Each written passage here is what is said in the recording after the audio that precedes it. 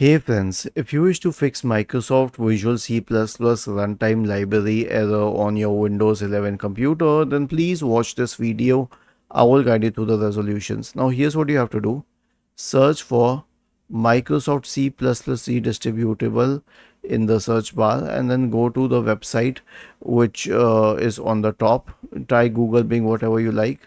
Scroll down and you will find this option for x64. Now this is for 64-bit computers. For 32-bit computers you can use the x86 version, but since most of the computers these days are 64-bit including mine, I will show you the second one. And then click on open. Okay, and now you can click on repair to repair it.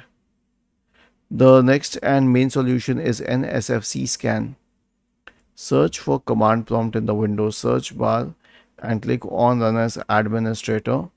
Type the command sfc /scan now and hit enter to invoke the SFC scan. Was this helpful?